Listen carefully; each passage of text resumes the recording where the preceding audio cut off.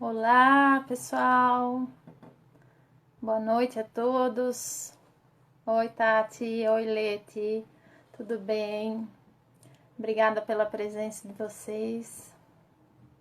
Boa noite, Projeto Baobá. Nos aguardando, pessoal, ir entrando. Oi, Angélica, Geise. Boa noite.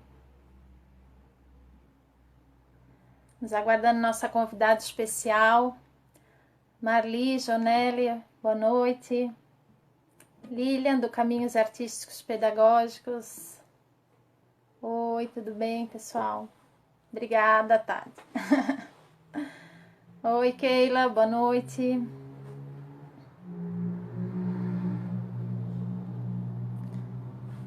Oi, Franjo, obrigada pela presença.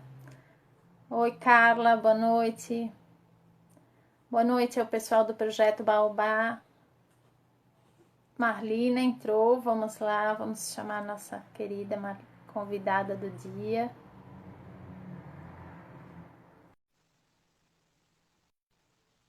Boa noite, Keila. Boa noite, a Lucy. Boa noite, Jaque, tudo bem? Olá! Boa noite. Boa Vocês, noite! vocês conseguem me enxergar? Sim, é que o Instagram ele tem essa coisa meio. Porque não é Aham, o melhor seria um do ladinho do outro, né? Mas ele tem essa dinâmica um pouquinho diferente. entendi. Sabe o que que é, Josi? É que antes, quando a gente fez o teste, eu conseguia ver minha imagem. Agora eu só vejo uma coisa preta. É, Aham, engraçado. Eu tô muito vendo, esquisito. eu tô vendo. É, É. Quem mas daqui sabe a tu pouco manda deve convite. normalizar. Ah? Ou se eu fecho aqui um pouquinho, eu fecho e tu manda o convite para mim, como tu fez antes, e eu aceito. Vamos tentar assim? Sim, Tá? Então eu vamos fecho tentar. aqui, ó. Pessoal, boa noite. Sejam todos bem-vindos. A gente só está fazendo uns ajustes porque ainda não. Vamos ver se agora vai dar certo. Agora eu me vi. Agora eu me É, que bom. Ai, Ai, ai. ai. Peraí que eu Peraí que eu virei a virei a câmera. câmera. Tá carregando, é. Aham. Ficou congelada a Pronto. imagem. Boa noite a Tudo bem, todos. gente? Boa Boa noite. noite.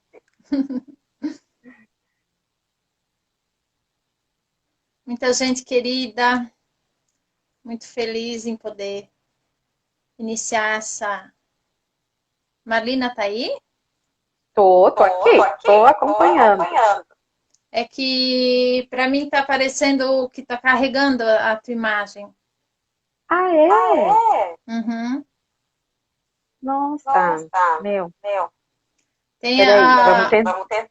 O Matheus está dizendo para mim desativar os comentários para não travar. Tá, eu vou desativar e depois eu ativo novamente. Então, deixa eu ver aqui. Gente, nós estamos iniciando nessa caminhada de lives no Instagram, né, Marlina? É, É. uhum. Vamos ver aqui.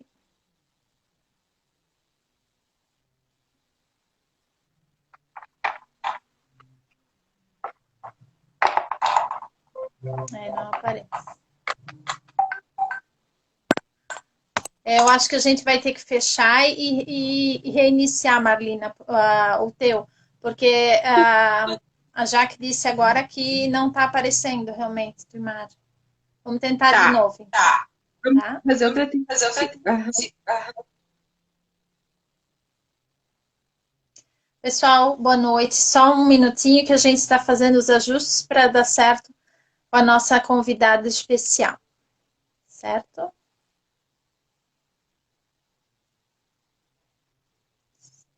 Boa noite a todos, sejam todos muito bem-vindos, bem-vindas.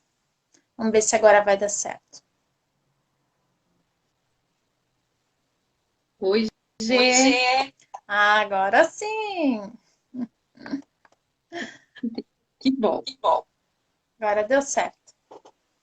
Eu só não peguei ainda o jeito, mas quem sabe o próprio pessoal aqui que está conosco está mais craque nessas ondas de live no Instagram, vão nos dizer como é que desativa os comentários se precisar. Ainda não encontrei, mas a gente vai dando um jeito. Opa, apertei até num filtro aqui, que não era para apertar, mas tá bom. Então, boa noite a todos, boa noite a todas, sejam muito bem-vindos à primeira live do Protagonizar. Para quem não me conhece, eu sou a Jerusa Olinger Lopes, sou pedagoga, sou coordenadora pedagógica na Rede Municipal de Educação de Brusque, Santa Catarina, e iniciei esse projeto do Protagonizar em abril desse ano, durante a pandemia. E vendo todo esse movimento de lives e todo mundo buscando informação, buscando conhecimento, né? Porque está um pouco mais em casa, pelo menos grande parte do pessoal da educação está. Eu achei que seria bacana a gente começar também alguns diálogos aqui no Protagonizar. E para inaugurar, tinha que ser com a nossa querida Marlina Oliveira, professora, coordenadora, parceira minha também na coordenação pedagógica e também pesquisadora da IHER na primeira infância, ou na pequena infância, né, Marlina? E é com muita alegria que eu te recebo aqui na nossa primeira live e dizer que eu tenho uma história que a Marlina sabe, até uma parte, né, que eu comecei a contar para ela ontem, quando a gente estava nos ajustes finais. Que é quando em 2012, quando ela foi fazer uma formação junto à Graciela, que é uma outra coordenadora muito querida nossa, no Teatro da Zambuja, chamado Teatro da Zambuja, aqui na nossa cidade, ela foi, então, fazer uma fala e eu lembro, eu tenho essa lembrança forte em mim, que eu vi aquela mulher tão bonita fazendo, tendo, assim, uma fala tão clara, tão sincera e tão forte sobre a educação, que aquilo, como a gente costuma dizer, me atravessou. E eu acho que desde aquele ano, desde aquele momento, tu permaneceu na minha vida e está até hoje. Que bom. Obrigada por teres aceito o convite, tá? Seja muito bem-vinda. Gê, muito obrigada. Lembro muito de nós naquele... E palavras. Maravilhoso. Imagina, merece. E então a gente se organizou, né, Marlina, com algumas perguntas que o pessoal foi enviando para a gente. E daí a gente vai começar, então, mais ou menos nessa dinâmica. A gente fez como que um resumo dessas perguntas e vamos, então, conversando. Marlina, quer dar uma boa noite para o pessoal? Falar um pouquinho mais de ti? Fica à vontade. Sim. Gê, eu escuto o retorno da minha voz. Será que é alguma coisa que eu tô fazendo? Tá dando eco. Por que será, né? Será que é porque está um pouco alto? Tenta baixar um pouquinho. Ó, deixa eu ver. Tá vendo que dá o eco? Eu não percebo tanto. O pessoal está ouvindo bem? Está ouvindo bem eu e a Marlina? Dá um ok ali pra gente, se vocês estão nos ouvindo bem. Dá para colocar o fone. Eu coloquei um fone. Uhum. Bom, eu quero primeiramente agradecer a Jerusa pelo convite generoso e bonito de estar aqui. Tem gente que está falando que está dando eco, mas o meu fone já coloquei. Mesmo assim, continua? Vamos ver. Alô? Vamos fazendo... Tá dando eco. Por que será, né? Tu baixou um pouquinho o volume do teu? Baixei. Mas toda vez que eu repito, tá continuando. Alguém sabe por que será que dá? Pois é. Mas, enfim, vamos tentando. Se der muito eco, que estiver atrapalhando muito, a gente vai tentando fazer um outro ajuste, né? Eu vou tentar colocar o fone também, para ver se melhora. Quem sabe, como alguém falou ali, pode ser que o eco até é comigo. Eu já baixei o volume. O pessoal falou para eu baixar o volume, mas eu já baixei. Mas eu vou tentar colocar o fone também. 2 aparelhos ligados. Queres ir falando? Fica à vontade. Tá bom. Vê se dá certo agora. Eu ainda escuto o eco. A gente vai tentando. As pessoas aqui estão ajudando, ó. A Patrícia está dizendo para te tentar abaixar o teu som, Gê. Abaixei. Vamos ver se melhorou, pessoal, agora. Nós duas com fone. Eu vou fazer o teste. Não, eu continuo ainda dando um eco. Mas que coisa. Alguém poderia fazer o seguinte para nós. Colocar lá no Google, dar um Google e tentar descobrir pra gente como tira o eco do Instagram. Porque isso é novidade. Na verdade, eu já ouvi lives com isso, mas não um celular e computador ligado um lado do outro. Deve ter um outro dispositivo ligado. Eu não estou. Mas os dois no Instagram, não. Pois então, que estranho, né? Bom, eu vou tentar falar. Vamos vendo. Te agradeço, Gê, pela oportunidade e por ser a primeira live do Protagonizar. Sim. É um prazer estar aqui. Estou bem feliz com essa oportunidade. A gente... eu fico muito feliz também em poder te trazer para conversar sobre esse tema tão relevante. E vamos começar, né? O pessoal diz que não atrapalha tanto assim. Vamos lá. Então, Marlina, como é que tu te aproximasse da EHER? Fala um pouquinho pra gente. Sim, eu vou contar. Parece que uma mulher negra, professora, ela nasce pedagoga, sabendo fazer uma educação antirracista. Porque quando a gente fala em EHER, a gente tem que dizer que a gente está falando da educação das relações étnico-raciais.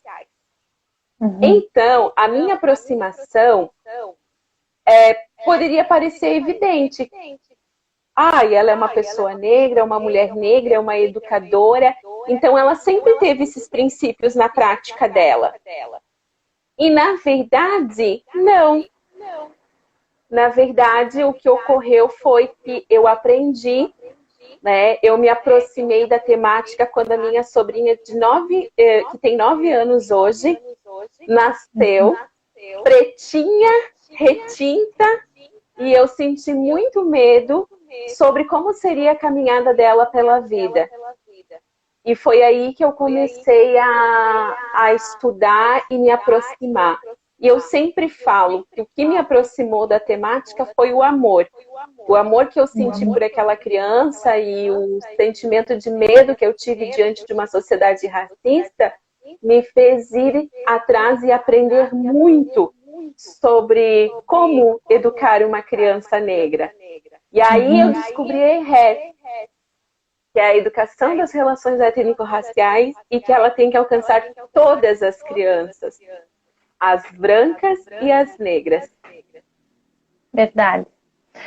É algo que eu e você conversávamos, né, até do quanto que nós, enquanto sociedade brasileira, nós estamos, não sei nem se a palavra é atrasados, mas em falta de falar da maneira correta, de falar de uma forma valorizada da cultura afro, né? Porque a gente sabe que a cultura eurocêntrica ela é o que mais vem à tona na sociedade, porém a afro e a indígena é algo que a gente ainda precisa ir muito, né, levar em conta, valorizar, estudar, e é ótimo saber que a gente tem pessoas como você que estão pesquisando sobre, estão se aprofundando cada vez mais, né? Queres falar um pouquinho para a gente de como é que começou esse movimento, então, a lei? Sim. Gê, no Brasil, nós vamos ter como marco legal a obrigatoriedade do ensino da história e da cultura africana e afro-brasileira desde o ano de 2003. Antes disso, nós não tínhamos uma legislação que trazia isso como obrigatoriedade. Nós vamos ter isso a partir do ano de 2013. Então, assim, quando a gente fala em educação, a gente fala de um projeto de nação. E todos os documentos legais que nós temos falam em uma sociedade justa, igualitária, democrática, onde todos possam ser igual. Esse é um projeto de nação que a gente tem. A nossa Constituição, ela é linda e eu fico emocionada toda vez que eu olho para ela. E, de fato, a Constituição brasileira, ela tem, na letra da sua lei, um vislumbrar de uma sociedade que eu gostaria muito de vivê-la. Mas a gente vai chegar lá. E quando a gente fala nessa obrigatoriedade, ela vai começar em 2013. Por quê? Porque a gente nunca pode esquecer de onde a gente vem. Então, a nossa sociedade, ela foi cunhada numa sociedade escravocrata. Povos africanos, povos advindos de África, e a gente tem que entender que a África é um continente que tem mais de 50 países, que tem diversas culturas, diversas línguas, diversas tradições. Então, nós temos, durante 3 séculos e meio, no nosso Brasil, um sistema escravocrata. E esse sistema gerou uma dívida histórica com a população negra. Então, quando a gente está falando de uma reeducação e de uma educação e uma reeducação, a gente resgata aquela história porque a gente afirma algumas questões no sentido, sim, há uma dívida histórica inegável. Porque nós tivemos o período escravocrata e nós temos também um período pós-abolição. E hoje nós estamos há 132 anos após a abolição e a população negra ainda continua numa condição de desigualdade em todas as esferas. A população negra, ela é maioria em nosso país. No entanto, a gente não vê negros e brancos ocupando os mesmos espaços sociais com igualdade. E aí as pessoas olham assim, mas e você? Sim, a minha história é uma história que foge à regra. A maioria das mulheres negras, estatisticamente, elas não estão nos mesmos lugares do que eu. Elas não ocupam os mesmos lugares sociais que eu. Então, é nesse sentido que a gente, quando fala em uma educação, né, um projeto de escola, a gente está falando de valorização, de reparação. E quando a gente fala disso a partir da escola, a gente está falando de um projeto em que crianças, jovens e adolescentes precisam conhecer a cultura. Porque é a partir do conhecer, Gê, que a gente aprende a valorizar, respeitar, compreender, exercitar a empatia, enxergar outras possibilidades, porque o nosso país é composto dessa diversidade. Então, são outros olhares, outras belezas, outras formas de ver, né? O pessoal está dizendo que ainda está dando um pouco de eco. Tá muito, pessoal? Ou dá para ouvir? Tá. Eu consigo, tu não consegue ouvir o meu eco, Gê? Não consigo. Para mim, eu te ouço bem? Estranho. É.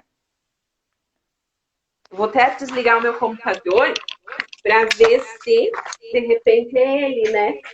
Mas vamos continuando e Pode ser. vamos falando. Vamos continuando. Até eu e a Marlina conversávamos sobre algumas figuras que vêm se destacando, falando sobre cada vez mais, né, sobre a EHER, e não só sobre a EHER, mas sobre o racismo, né, e o Silvio Almeida, que é um jurista que a Marlina também acompanha, ele tem uma frase ainda que fala, né, o racismo é algo que atravessa a todos nós. Não atravessa somente aos negros, né? Exatamente. Acho que parou o eco. Não parou? Eu acho que sim. Não? Não, mas não tem problema. Mas tem que dar um tempinho para quando o pessoal comenta, porque às vezes atrasa um pouco o comentário também. Tá. Uhum. Você falou do professor Silvio Singer. O racismo, então, é um problema de todos nós. Não é um problema somente... Aliás, para ser bem assim, um termo que na negritude se usa bastante, para ser bem escura, para deixar bem empretecido. O racismo, ele é um problema da branquitude. E quando a gente fala em racismo, quando a gente fala em branquitude, quando a gente fala em negritude, uma das primeiras coisas é importante a gente saber isso, que não tem problema em falar, não tem problema em dizer, não tem problema pautar essas questões, né? Então, assim, uma das formas do racismo ele transitar tão livremente na nossa sociedade é porque a gente fica cheio de moralidade, cheio de não me toque, e às vezes não quer falar, não quer nomear, não quer falar. Então, o racismo não foi uma invenção dos negros. O racismo foi uma invenção da branquitude. Então, os senhores, né, os mercadores, a sociedade branca colonizadora é que cunha isso. E deixa hoje, para nós, na contemporaneidade, o desafio de lutar pela erradicação dessa grande problemática social que a gente tem aí hoje. Isso mesmo. A gente tem que tomar para si essa responsabilidade que, na verdade, não é de hoje, como a gente falou, né? E não vai resolver a gente ficar tentando descobrir quem que, na verdade, tem que tomar alguma atitude. Todos nós, né? Temos que tomar atitude mediante isso, para justamente haver essa erradicação que tu falasse, né? Então, Marlina, promover uma educação antirracista, né? Ela é ou não é um dever da escola? Marlina, acho que deu algum probleminha ali. Tinha travado. Marlina? O pessoal tá com... Oi, é que eu não sei se travou, tinha travado para mim. Eu não estava conseguindo... Tinha travado para você. Deixa eu só fazer uma perguntinha antes ainda sobre o som. Tu tem alguma caixinha de som aí perto sua que ela de repente esteja ligada? Conectada ao seu computador? Não? Não. Então, tá. Eu vou até mexer aqui, mas não é. Vou desativar o som do computador, mas não é. Isso. Ok. Voltamos. Todo mundo está conseguindo agora ver? Tudo tranquilo? Voltamos então. Eu estava te perguntando se promover uma educação antirracista, ela é ou não é um dever da escola? Sim, é um dever da escola, G. Primeiro porque uma educação antirracista, ela está prevista em lei, prevista, sancionada desde o ano de 2013. Toda a documentação educacional que nós temos hoje fazem menção disso. Então, por exemplo, lá na Constituição Federal, nós vamos ter diversos artigos que, por diferentes maneiras, ele vai falar dessa questão da escola ser um lugar onde a gente pode fazer o combate efetivo do racismo. Não é que o racismo ele nasça na escola. Não, a escola é uma instituição social presente na sociedade, logo perpassa por ela. Depois da Constituição, nós vamos ter a LDB. A LDB também vai fazer menção. A Lei de Diretrizes e Bases da Educação vai fazer menção. Depois nós vamos ter os documentos que vão orientar o trabalho pedagógico da professora e do professor. E ali nós vamos ter, G, explícito, a necessidade de o professor e da professora fazer uma educação a partir de uma proposta antirracista. E aí é uma oportunidade boa que eu tenho para falar. Racista, ela é uma educação que serve, né? Por exemplo, educação das relações étnico-raciais, eu estou fazendo uma educação antirracista. Quando eu estou falando que eu educo para a igualdade racial, eu estou fazendo uma educação antirracista. Porque os termos, às vezes, eles são um pouquinho distintos, mas eles convergem para a mesma questão. Então, hoje, na educação nacional, nós temos vigente as diretrizes, que é esse material aqui, ó. Todos os professores da educação básica, todas as pessoas que são profissionais da educação básica, né, têm acesso a esse material, tá? Esse material, ele chega, ele veio no ano de 2003, ele traz todas as diretrizes e todas as orientações. E aí, nós vamos ter uma especificidade que são as diretrizes nacionais, curriculares nacionais para a educação das relações. Então, o professor ele tem amparo legal para trabalhar dentro dessa perspectiva. E além de ter amparo legal, G, ele tem uma vasta bibliografia. A pergunta que a gente deve fazer, e vocês não precisam me responder, mas ela deve ser provocada se existe todo um conjunto de legislação, se existe toda uma gama, por que nós não acessamos a esses conteúdos? Por que eles não chegam? Por que nós não conseguimos ter alguém que tenha se debruçado sobre? O que ocorre? Então, esse é uma pergunta que é para a gente pensar. Bom, e uma vez, a partir do momento que eu tenho consciência de que existe, é necessário eu tomar uma posição. Porque educação é um ato político e pedagógico. Então, a partir do momento que eu tomo consciência de que eu tenho dever, né, que existe uma legislação, eu tenho consciência, eu preciso começar a me aproximar, eu preciso começar a pensar, então, numa proposta. E aí, G, existem várias questões, por exemplo, eu nunca me aproximei, mas eu vou me aproximar. Eu vou começar a aprender, eu vou começar a fazer movimentos, eu vou começar a entender como é que funciona, eu vou pesquisar, porque os professores, e falando da rede municipal de Brusque, que é um lugar próximo a nós temos um conjunto, e há momentos que eu paro e eu reflito sobre isso, nós temos um conjunto que nos possibilitaria trabalhar numa perspectiva antirracista com muita qualidade. Nós temos hoje quadros de funcionários estruturados nas escolas. Todas as escolas elas são compostas por uma equipe gestora. Todas as escolas são compostas por quadros de professores, quadro efetivo. Às vezes o quadro tem os profissionais que são temporários, mas os quadros são completos. Há uma qualidade nos quadros.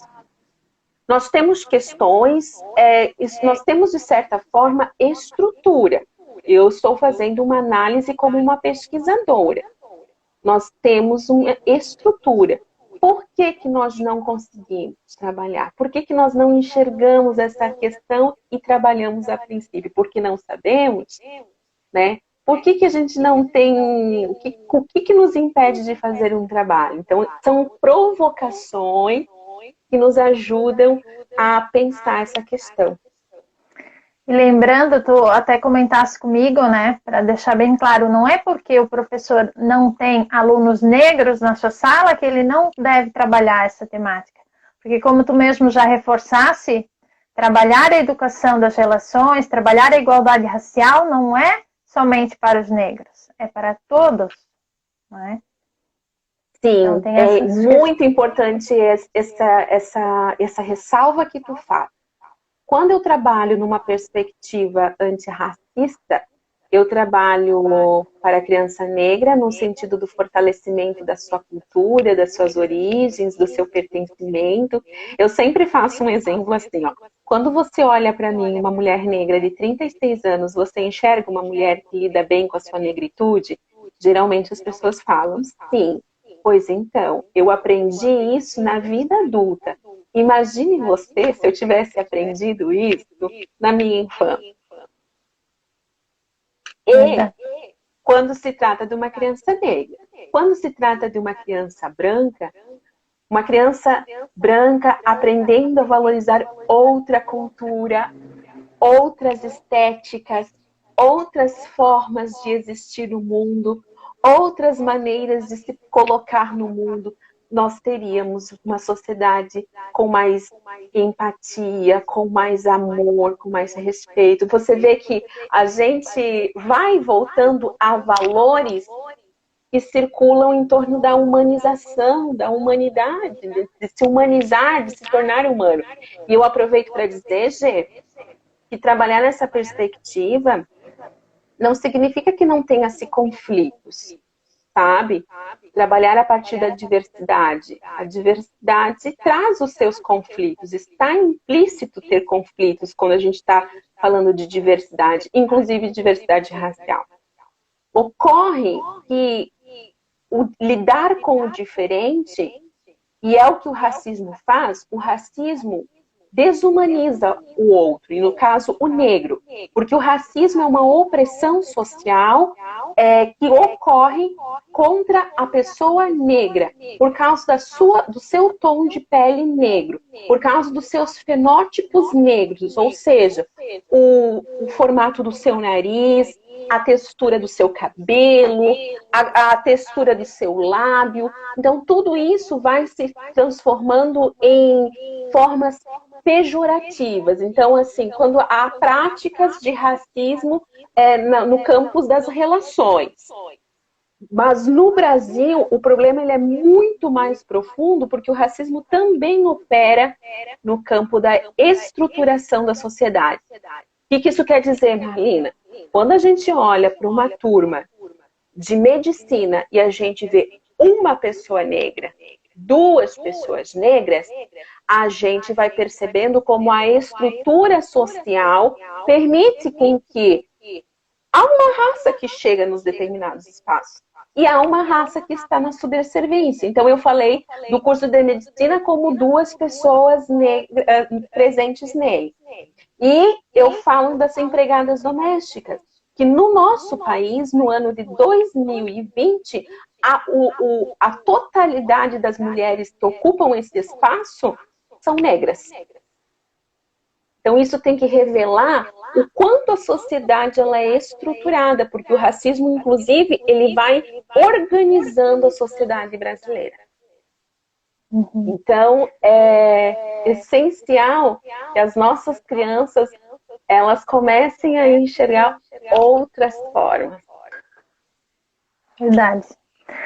E quando tu falaste do termo desumanizar, eu lembrei de novo do Silvio, porque ele fala, para quem não conhece, professor Silvio Almeida tem no YouTube muitos vídeos dele falando, inclusive sobre isso que a Marlina trouxe, que é o racismo estrutural. E ele tem uma frase que diz, né, se você desumaniza o outro para se humanizar, você sempre terá meia vida e nunca terá uma vida plena. Eu ouvi ele falando isso, na verdade, né? Por isso que o racismo é devastador. Por isso que o racismo é devastador para quem recebe e para quem pratica. Porque para quem pratica, também é desumano você ser um ser humano que se reafirma a partir do rebaixamento do outro. Exatamente. Marlina, tu acredita que já passou mais de meia hora? Como o tempo voa, né? Mais da metade do nosso tempo. Vamos lá, então. Quero também te perguntar, então, qual é a importância, né, de trabalhar a EHER com as crianças, os bebês de 0 a 6 anos, né, e com as famílias dessas crianças? Sim, é a parte que eu mais gosto e que me deixa muito feliz é pensar o como e por quê, e de que maneira que a gente vai trabalhar com os bebês, com as crianças pequenininhas, isso. E aí eu acho que as pros, assim como eu, sentem muito medo, porque eu também sentia, e senti um peso, assim, meu Deus, porque como é que eu abordo isso? Como é que eu trabalho isso com os pequenininhos? Eu vou ter que falar de racismo com os pequenininhos? Quando eu descobri que não, G, foi uma das coisas mais importantes e libertadoras para mim. Então, assim, para pensar rápido, assim, no contexto da live, o que eu poderia dizer? Que na escola, no âmbito escolar, que é o lugar que a gente ocupa na sociedade, olha ali, beijinho do Anthony e do Gilcinei. Mamãe, te amamos. Essa mamãe é muito amada. Nós trabalhamos a partir dos pilares que sustentam a educação infantil.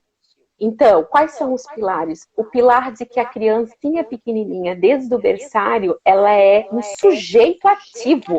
As pro do berçário, se tem pro do berçário aqui, porque eu vi a Jaque, pode mandar uns coração aí para mostrar para todo mundo que eles são ativos. Eles não são, gente.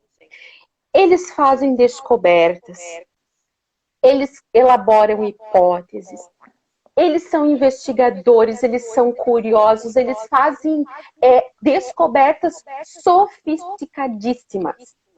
Então, quando eu trabalho numa perspectiva antirracista com eles, eu levo em conta de que eles são capazes de trabalhar nessa perspectiva.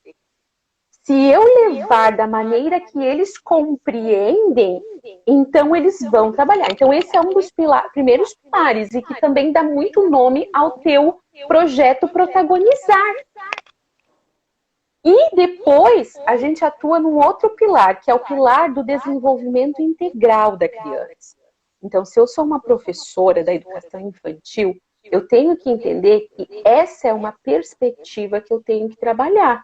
Trabalhar entendendo que eu preciso, sim, trazer práticas que reeduquem e que eduquem as crianças para uma perspectiva acolhedora, de afeto, que consiga enxergar um coleguinha negro ou outro coleguinha e vice-versa, com negros e brancos, com empatia, pensando no desenvolvimento integral, na integralidade. Não é só físico, não é só motor, não é só cognitivo, é a integralidade dessa criança. A gente trabalha também numa perspectiva de que a EHER, a educação, aspectos da cultura e da história, elas devem permear o currículo da educação infantil. E hoje nós temos posto que o cotidiano das crianças ele deve ser pensado a partir de determinados campos de experiências. E nesses campos de experiências, a gente tem condições de promover experiências com que as crianças se apropriem da história, da cultura, da estética, dos caráteres políticos, né, desta temática. Então, um outro pilar é a proposição dessas experiências. E, por fim, é a parceria que a gente estabelece. Então, tem esses pilares. Aí, a gente tem que entender que nessa fase da vida, a gente está trabalhando a partir de um eixo que é determinante, que é a constituição identitária. Então, que práticas que uma professora de bebezinho tem e que ela pode inserir a questão da EHER. Então, vamos pensar assim. Experiências com objetos. E aí, esses objetos podem ser bonecas, esses objetos podem ser tecidos, esses objetos podem ser instrumentos musicais. A professora vai pensar, quando ela vai constituir essas experiências, como é que ela pode trazer elementos que não seja de um único padrão étnico. Porque o problema reside em por que nós tivemos uma lei que precisou falar que nós temos obrigatoriedade de apresentar elementos da cultura afro, né, e da cultura africana? Porque todo o padrão estava eurocentrado. Isso eu quero dar um exemplo bem prático. Quando eu, professora, fazia escolhas para decorar a sala, e aí tem uma série de questões que, né, particularmente como professora, e a partir das concepções de educação que tenho, eu faria escolhas que talvez a Jerusa não faria. E aí as escolhas, elas perpassam pelas concepções. Se essas professoras estão inseridas numa rede de ensino que ajudam elas a fazer a reflexão sobre essas escolhas elas acabam sendo coerentes. Senão a gente vê um monte de coisa por aí afora. Mas se essa professora, ao constituir a decoração da sua sala, ela trazia Frozen, Barbie, Homem-Aranha, enchia as paredes. Como é que as crianças se enxergam nisso? Eu, Marlina, me enxergaria na Frozen, na Ana, na Elsa. Eu, Marlina, me enxergaria na Barbie. Eu, Marlina, me enxergaria num bebezinho branco. Então, o que eu quero dizer é o seguinte: eu, Marlina, não tive acesso e oportunidade de ter uma escola que fazia esse tipo de reflexão. Mas hoje, a gente tem acesso a possibilidade de fazer essa reflexão.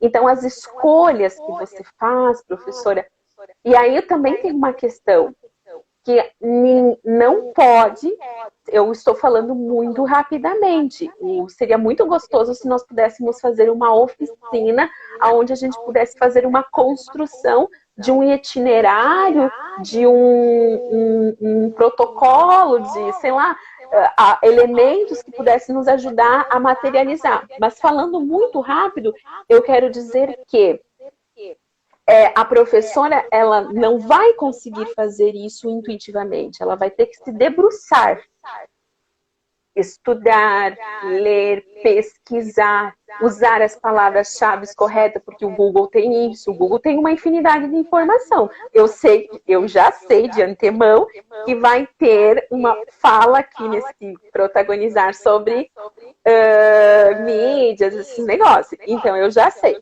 Por exemplo, que o Google tem 1,5 milhão de informações, mas se eu não usar os indexadores corretos, as palavras corretas, eu não chego a lugar nenhum.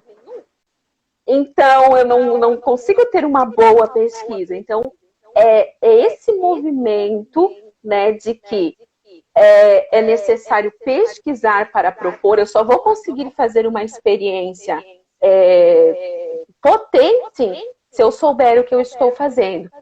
Mas, um primeiro movimento a gente consegue fazer aqui a partir dessa live, Gê, que é a professora compreender que tem possibilidade.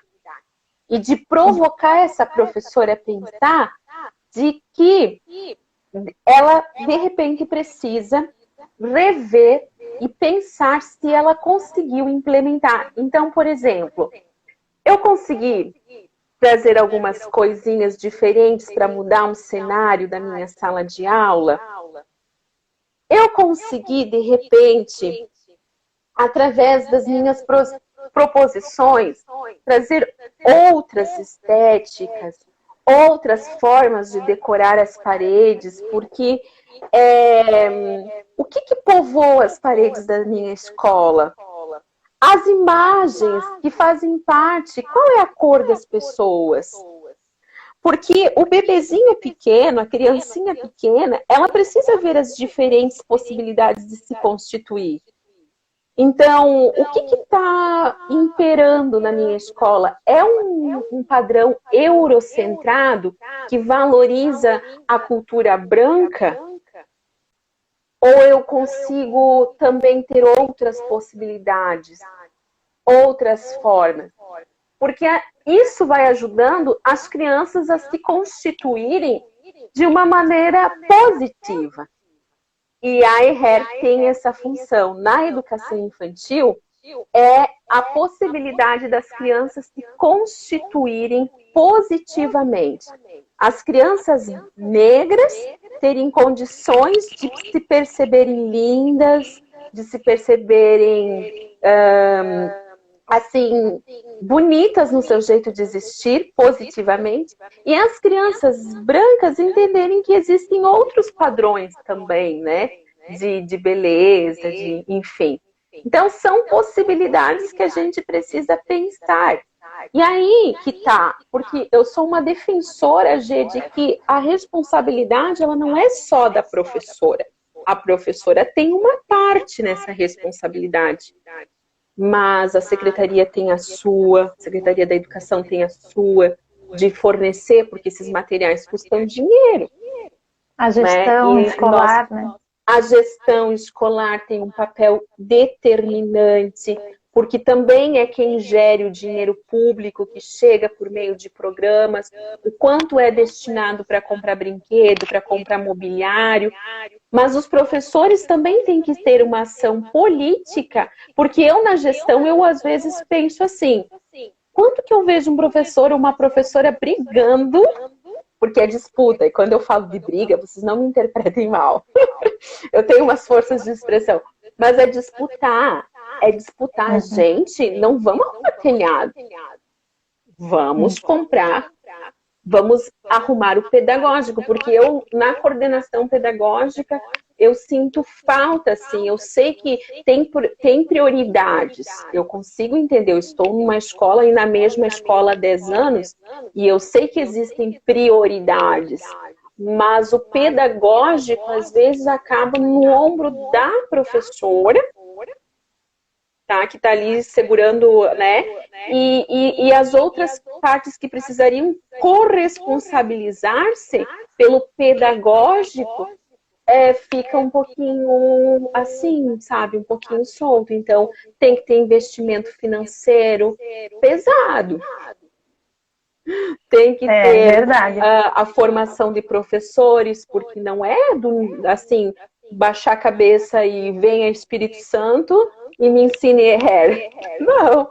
Então tem que ter toda uma infraestrutura. Eu defendo a infraestrutura. Todas as corresponsabilizações. Isso mesmo, o professor, ele precisa pesquisar, como tu falou, se aprofundar sobre o tema, buscar, porque é possível, como tu mesmo reforçou, e também precisa acreditar, né, Marlina? Acreditar no trabalho que ele vai realizar e saber que as ações que ele vai desenvolver vai fazer diferença para as crianças, né? Não só na identidade, para as crianças negras na questão da identidade e para as crianças brancas e de outras etnias, indígenas, enfim, saberem, como tu disse, que existem outras culturas e essas culturas são bonitas, sim, essas culturas podem conviver conosco de uma forma bonita e respeitável, como qualquer, né, como... Mas, enfim, quando tu falaste da BNCC, até me veio, falaste dos campos, me veio a questão dos direitos de aprendizagem. Porque se a gente quer falar sobre direitos e sobre o direito de conviver e conhecer-se, eu pego esses dois porque são os mais fortes, eu penso, né? Justamente sobre tudo isso que a gente está trazendo. O que é esse conhecer-se e esse conviver numa cultura em que só evidencia a cultura eurocêntrica, né? Tu tens toda a razão do mundo. A própria diretriz, ela vai falar o seguinte, que a gente só vai concretizar a educação se a gente atender o direito das crianças. Então, e na escola, o grande problema da escola, um dos grandes desafios está no mito de que não existe racismo entre as crianças. Não, e também não existe racismo no âmbito educacional. E aí é importante dizer o seguinte, que a G já falou, eu já falei. Racismo, ele tem faces, vamos chamar de faces. O fato de eu nunca ter sido xingada por ninguém, porque eu nunca fui xingada, eu nunca fui injuriada, não significa que eu não tenha sofrido racismo ao longo da minha vida, porque o racismo estrutura as relações. Quando eu chego num lugar e a pessoa já me olha de um jeito assim, sem sequer ter me ouvido falar, sem sequer ter me deixado me mostrar quem eu era, é o racismo que está operando ali e informando aquela pessoa e orientando a ação daquela pessoa. Então, tu não precisa ser xingado, tu não precisa ser injuriado para sofrer o racismo. Você pode passar pela vida assim como eu, mas nunca ter... O racismo, ele vai colocando entraves, principalmente nessa questão estrutural. Então, na escola tem um mito de que ele não existe, Gê. E aí, não se trabalha. Para que nós vamos trabalhar? Não, aqui tudo é igual, todo mundo é igual, nós gostamos de todos eles. Ele é o nosso pretinho, ela é a nossa haitianinha. Ok, só que quando você acorda do soninho e você não penteia o cabelo da haitiana cheio de tique-tique, como eu, se eu fosse dormir hoje lá no soninho da creche, ia pentear o cabelo das crianças que acordam descabeladinhas, só que o meu ou da haitianinha não precisaria pentear. Só que o ato de pentear na creche, o ato de arrumar o cabelinho na creche, está implícito nas experiências que as crianças vivem na creche. Então, a experiência de ter o seu cabelinho penteado é afeto. Então, pensa como essa criança que nunca tem, porque a criança não compreende que o cabelo dela já está penteado. Então, ela nunca recebe essa experiência de ter o seu cabelo, porque a pro, né? A pro para criança. Quem é a figura dessa pro? Penteando o cabelo. E quando tu tá penteando, tu fala assim, tá cheiroso, é? A mamãe lavou? Lavou. Passou perfume? É? E viver essas experiências, essa afetividade, e o fato de eu não fazer isso com a criança negra, porque ela tá penteada, porque eu subentendo que ela tá penteada, ou porque eu tô entendendo que aquela ação mecânica de pentear é só para mim me organizar e organizar eles, eu estou explicitando ou estou reforçando um ato que é negativo. Eu não estou propondo uma experiência positiva, né, a partir de um recorte racial, informada por um recorte racial. Qual recorte, Marlena? De que o cabelo negro ele já está pronto, arrumado, penteado pela mãe em casa e não preciso mais eu fazer. Só que não é um simples ato de pentear. E os objetos também, né, que a gente conversou, que falasse um pouco ali sobre as bonecas, mas falando em pentear, a questão dos pentes, que tipo de pente que tem no canto da beleza, por exemplo, na sala de aula, para as crianças utilizarem entre elas, e fala um pouquinho sobre isso também. Sim, eu e a Gê estava conversando de que a prática pedagógica por si só, qualquer prática pedagógica é altamente sofisticada. A gente precisa entender que elaborar processos pedagógicos é altamente intelectual. E a gente não se dá conta disso. Ao não se dar conta disso, às vezes a gente vai propondo mecanicamente. Então, por exemplo, assim, eu vou montar um salãozinho de beleza e eu posso ter ou eu posso não ter crianças negras em sala de aula. E eu vou montar um salãozinho de beleza que contemple a diversidade racial das minhas crianças, a diversidade étnico-racial das minhas crianças. Então, eu não vou botar somente um tipo de escova ou um tipo de pente, aquele pente fininho, com os dentes fininhos, não vai entrar no cabelo da criança negra. Porque vai travar, vai doer. Então, Observa se ela... E aí, quando a gente fala assim, eles são sujeitos, eles são protagonistas, observa, a tua criança se aproxima daquele espaço, ela vai, o que que ela te mostra quando ela vai lá? Ela pegou naquele pente, ela tentou, tu percebeu que ela não gostou? O que podia ter vindo? Outra coisa, o que são adereços que o cabelo de uma criança negra pode ter? Tem turbante? Tem tirinhas? Tem fitas? Tem o que tem? Né? Então, como é que eu componho esse cantinho? Tem os meninos negros que são carequinhas, às vezes a família não querem deixar os cabelos dele. E dificilmente, né, por aqui a gente não vê os nossos meninos negros de black, por exemplo. E eles são carequinhas. Eles são convidados ou eles são... Tem alguma coisa que, de repente, lá naquele cantinho da beleza, pode ajudar, pode contribuir para que ele se reconheça? Eu fui visitar uma escola infantil em Curitiba e eu vi uma coisa que me deixou encantada. No cantinho da beleza, tinha as coisas do salãozinho ali, tinha perto do espelho, e as pros montaram um contexto de salão de beleza. E na parede perto tinha fotos de crianças, gente adulta e de todas as cores, mas com equidade. Porque não adianta me mostrar 50 fotos de pessoas brancas e uma pessoa negra. Então, e aí eu aproveito para dizer que nós não estamos em disputa e em briga para trocar um modelo eurocentrado por um modelo afrocentrado. Não é isso. Mas nós precisamos reconhecer que é necessário a introdução de outras práticas pedagógicas. E sim, um modelo eurocentrado vai ceder espaço. Marlina, olha aqui. Nesse livro, que depois eu falo qualquer coisa um pouquinho dele, vou mostrar a capa. É da Sandra Schmidt, Nip de Filho e Eu Estou Viva. Foi uma prática que não é uma prática, uma experiência que ela teve na África do Sul, uma escola Waldorf. E ela fez um diário, com esse livro ela fez um diário. E daí tu falaste do menino, me veio essa imagem.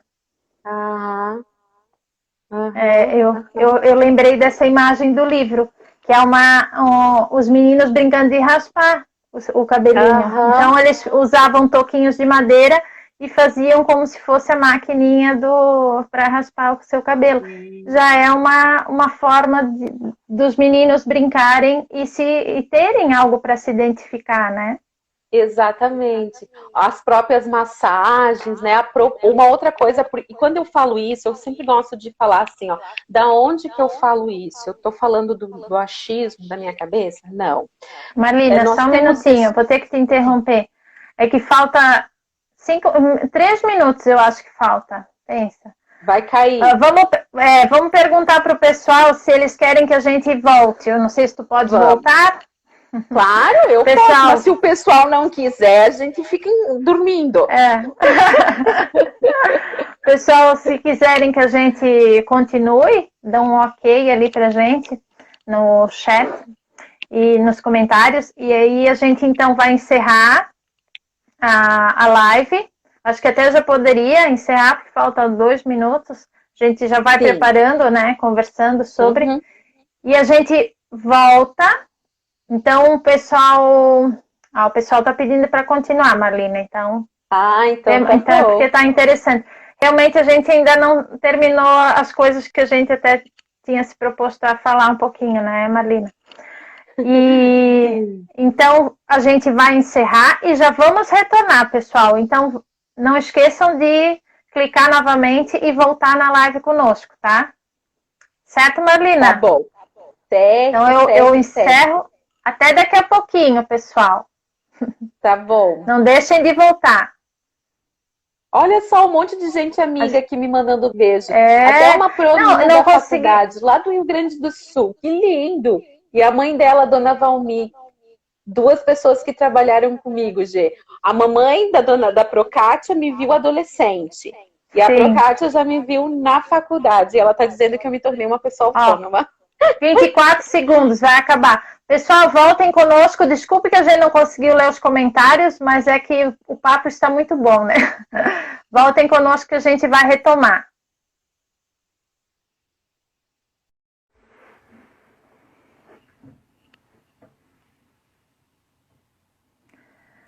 Oi, pessoal, voltamos. Vamos ver se o pessoal vai retomar, então, o nosso segundo... Vamos continuar a nossa live com a Marlina. Eu estava tentando salvar a nossa primeira parte, então, da live no IGVT, né, para as pessoas também que gostariam de estar participando e que não conseguiram. Oi, Diele, boa noite, querida. Bem-vinda. Pessoal, desculpa que a gente não conseguiu ler os comentários do outro, mas é que o papo vai fluindo, né, e a gente às vezes não consegue. A Carla até falou da Luísa, amada, linda. Vou adicionar a Marlina. Marlina já entrou. Vamos ver.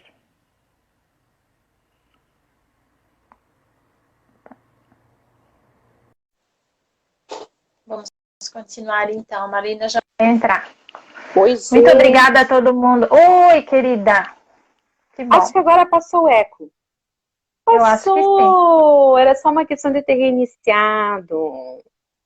Não tem problema, a gente fica mais 2 horas aqui.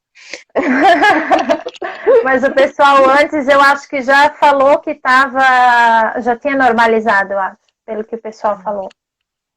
Sim. Que bom. Vamos retomar então, porque esse assunto, na verdade, é como tu falasse, numa live ainda é muito pouco, né? A gente tem que... Isso é só um começo para ver essa discussão, e não só discussão, ação, né? Que é o mais importante. Estavas falando para a gente sobre os cantos, né? De como esses cantos podem ser preparados pelo professor e tudo que tem que envolver nessa sala ou nessa escola para que a criança de todas as etnias, de todas as raças se sintam acolhidas, né? Em especial agora a gente falando da cultura afro. Uhum. Isso, gente. Então, assim, ó, a professora de educação infantil, ao ter a EHER como um princípio pedagógico, ela precisa entender que ela pode ter tranquilidade e que ela não precisa reinventar a roda, tá? Ela não precisa reinventar a roda, ela pode fazer assim com tranquilidade e ela pode trabalhar ela deve, não pode, ela deve trabalhar a partir daquilo que é específico da educação infantil. Tanto é que as diretrizes curriculares nacionais para a educação infantil, ela foi toda pensada e articulada junto com a EHER. Então, tínhamos, quando no ato de criação das diretrizes, lá no ano de 2010, quando teve aquele primeiro livrinho que circulou, que todo mundo tem na escola, todo CI tem, aquele livrinho amarelinho. Então, nós temos a EHER presente naquilo que é específico. E uma coisa importante é dizer também que se é experiências, não é para deixar para novembro, no 20 de novembro. Experiências permeiam. Experiências permeiam. E aí, a Pro, como uma gestora do seu planejamento, como uma pessoa que toma decisões, como uma pessoa que faz escolhas, a professora vai fazer seleção de como que ela vai organizar. Então, assim, ó, cada professora se constitui de um jeito professora, isso não existem comparações, né? Então, cada uma se organiza, tem princípios que uma docente da infância tem que ter, porque se ela não tem, ela precisa desenvolver, eu sempre digo isso. Quem escolheu a infância para atuar, tudo bem não saber, mas vai ter que desenvolver alguns princípios para você ser docente.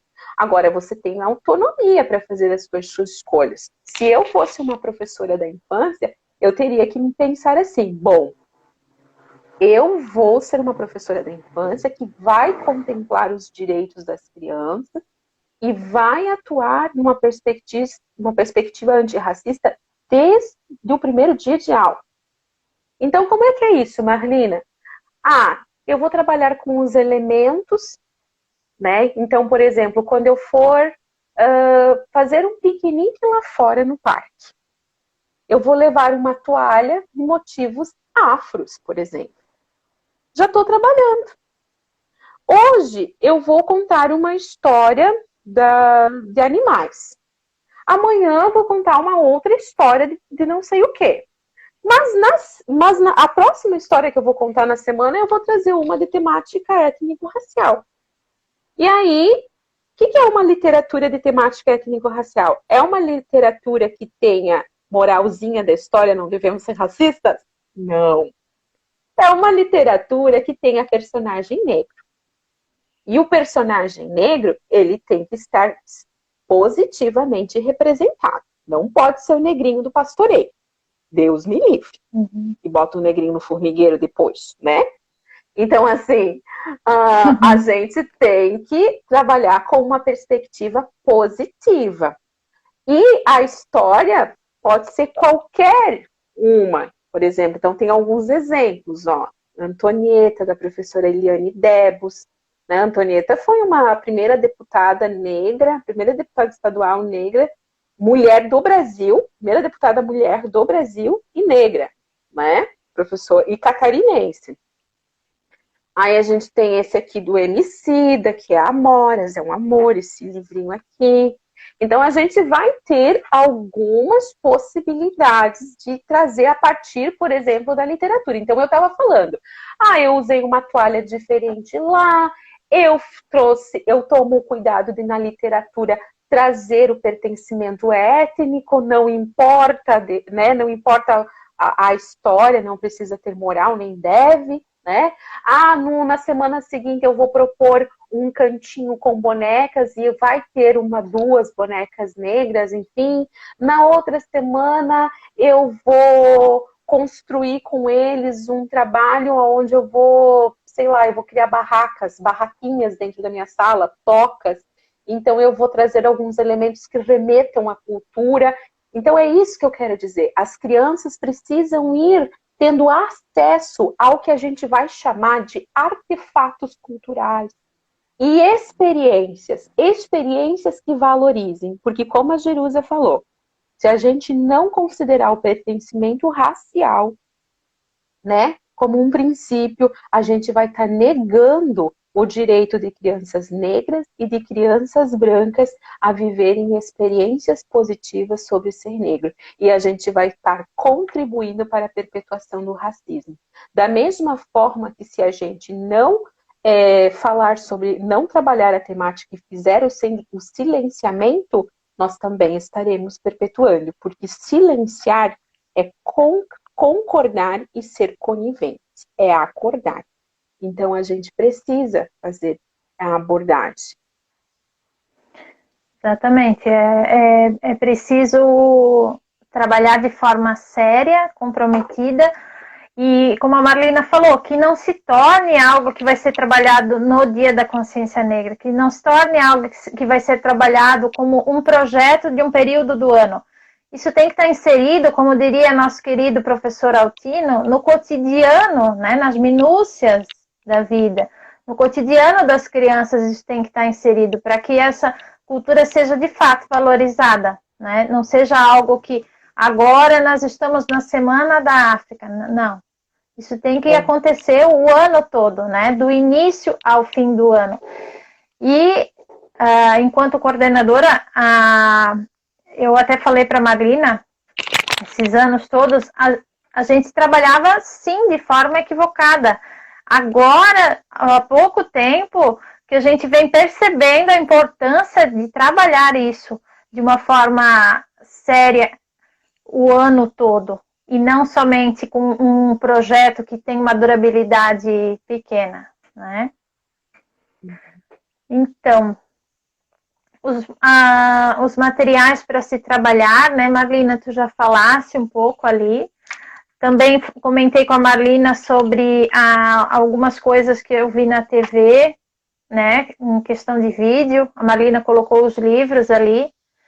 E aí comentei com ela que tem agora na Videocamp, que é uma plataforma que eu sempre trago aqui no Protagonizar, porque tem filmes e séries de temas extremamente relevantes. E a questão racial está lá. E tem para criança série Mítica, que são o livro dos heróis, eles chamam. Não é uma série voltada só à questão racial, mas ela traz a história de Dandara, Zumbi dos Palmares, o Milton Santos, né, que foram grandes personagens da história, pessoas negras, que tiveram a sua trajetória reconhecida, né, enquanto pessoas resistentes, pessoas que realmente tinham uma potência na sua caminhada, né? Tu falou uma coisa. Posso falar? É que tu falou uma coisa bem importante, assim, ó. Nós todos, né? Nós todos que temos, assim, 30 e pouquinhos anos, pertencemos a uma escola. E aí a gente vai ver que as nossas crianças, e se a gente for olhar para a nossa realidade brusquense, a gente tem poucas experiências de escolas boas, né? Nós não temos experiências significativas, né, de um trabalho sistematizado. Por quê? Porque o que é importante entender é que há necessidade de se ter um trabalho sistematizado. Ou seja, pensado, planejado, trabalhado, né, a criança se apropriando dele e gerando outras possibilidades de trabalho. E isso nós não vivenciamos. E nós mesmos, que temos a nossa idade, a gente aprendeu uma perspectiva de ser negro na escola. Qual foi? A do negro escravizado. Essa foi a única perspectiva que o livro didático trouxe para a gente.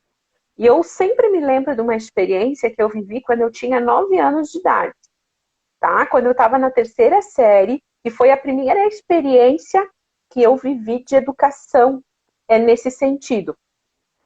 Eu tinha 9 anos de idade, estava numa aula de estudos sociais, e a Pro mandou a gente trabalhar lá, abrir o livro e começar a fazer a leitura. E eu nunca vou me esquecer porque nós estávamos discutindo Brasil Colônia, algumas coisas assim.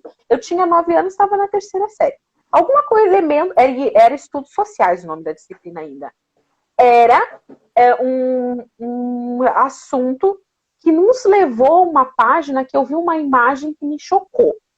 Então, quando eu vi aquela imagem da pessoa negra com um negócio aqui assim, ó, no rosto dela, como se ela fosse ali, aquela pessoa totalmente indefesa, subjugada, num lugar de inferioridade, eu fiquei chocada com aquilo. E eu me lembro que a minha primeira reação foi começar a folhear o livro, folhear, e procurar a chave que virava a história. Por que eu comecei a procurar? Porque eu pensei, e eu não tinha capacidade cognitiva para fazer essa reflexão, mas eu me lembro de eu tentando encontrar o fim da história, porque o fim da história significava o seguinte: eu, uma menina negra de 9 anos, estava na escola, não estava naquela condição. Então, o que aconteceu na história que eu estava lá e que me trazia aquele lugar e eu tinha saído? E a escola não me deu resposta. E a EHER, ela dá respostas. Porque a EHER, não existe uma única dimensão. Essa dimensão do trabalho da EHER que eu estou dando aqui para a Jerusa é a partir de um trabalho para as criancinhas pequenininhas, da educação infantil, né? Mas existem inúmeras possibilidades e dimensões de trabalhar. Então, se a gente vai trabalhar na possibilidade de valorização da cultura, a gente vai fazer todo um trabalho para identificar aspectos de contribuição da cultura africana para a formação do povo brasileiro. E aí a gente vai ver que a gente tem contribuição arquitetônica, jeitos de pensar a arquitetura, jeito de pensar a economia, nós não aprendemos, por exemplo, que houveram resistência, que não houve, que em 3 séculos e meio de escravidão, houveram resistências. E a escola não falou isso pra gente. A escola não falou pra gente sobre a revolta dos malês. A escola não contou com riqueza de detalhes que o Quilombo dos Palmares perdurou por mais de 100 anos, tinha uma organização econômica, financeira, social, era liderado por mulheres, nos negou uma parte da história, uma chave da história que nos constrói. Então, essa invisibilidade que a gente tem, a escola precisa fazer essa correção. Precisa apresentar autoras negras, precisa apresentar os heróis, né? A gente gosta de chamar de heróis dessa história, mas as pessoas importantes, porque houveram, muito pelo contrário, o projeto de nação foi, no pós-abolição, embranquecer a população negra. Então, incentivar a miscigenação como um processo de invisibilidade da cultura negra, jogar a população negra à margem, impedir, né? Quando você coloca obstáculos para que a população negra não consiga acessar, o que foi a lei das terras, o que foi a lei do boi, né? O que foram as leis da educação logo ainda no processo escravocrata. Então, quando você coloca obstáculos, você está impedindo a população negra de ascender a determinados lugares. Então, hoje, o Estado brasileiro reconhece que tem uma dívida histórica com a população negra. E essa reparação precisa ser feita, né? E tem sido feita, tem movimentos. As cotas raciais dizem respeito à reparação. A reparação, porque a gente precisa saber que a população negra foi impedida de frequentar a escola. E nós, as pessoas negras, vivenciamos ainda hoje, na contemporaneidade, as dificuldades de acessar esse lugar. Porque é um lugar hostil para nós. A escola é um lugar hostil para a população negra. O que são os conselhos de classe? Eles são lugares de sentenciamento de crianças negras. Quem lidera índices de reprovação? Quem lidera índices de evasão escolar? Quem lidera índices de conseguir acessar a educação infantil? Qual é a cor? Angela Davis, ela é uma autora, uma escritora negra, que ela vai falar.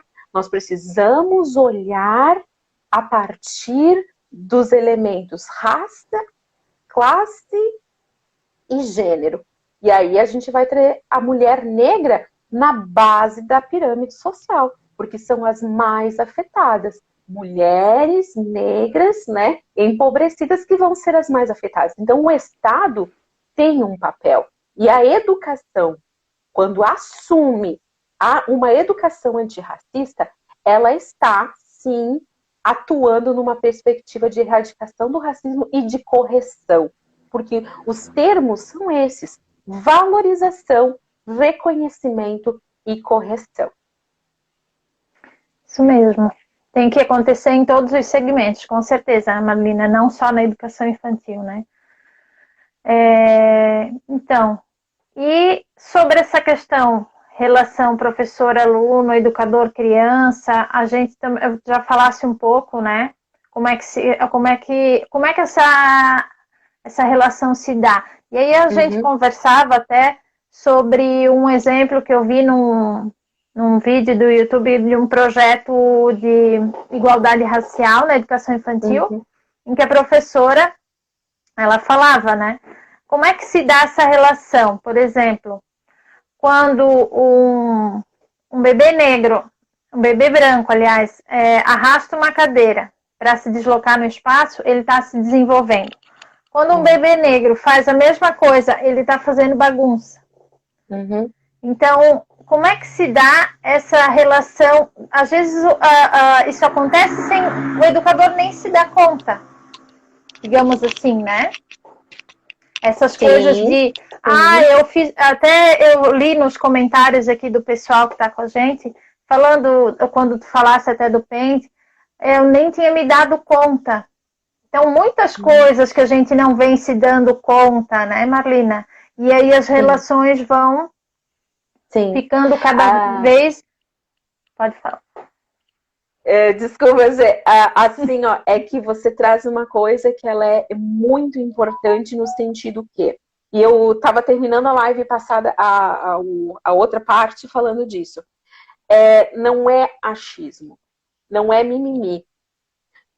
Pesquisas desenvolvidas mostram que o racismo opera desde o berçário. E a G trouxe um exemplo de como que ele opera. Por isso que é importante, a gente acha que o racismo opera só de um jeito. E o racismo opera de muitas maneiras. Quem aqui nunca ouviu falar que o racismo brasileiro ele é diferente do racismo estadunidense, que é escancarado, que o Estado fez leis, alguns estados, né, fizeram leis segregacionistas. No Brasil não houveram leis segregacionistas explícitas, mas ele opera. E aí, quando você traz esse exemplo, pesquisadores já produziram esses dados, né, levantaram esses dados de que ele opera, inclusive, desde o berçário. E ele opera nas relações cotidianas. Então, é por isso que reconhecer que a sociedade brasileira é racista é um dos primeiros passos que a gente tem que fazer.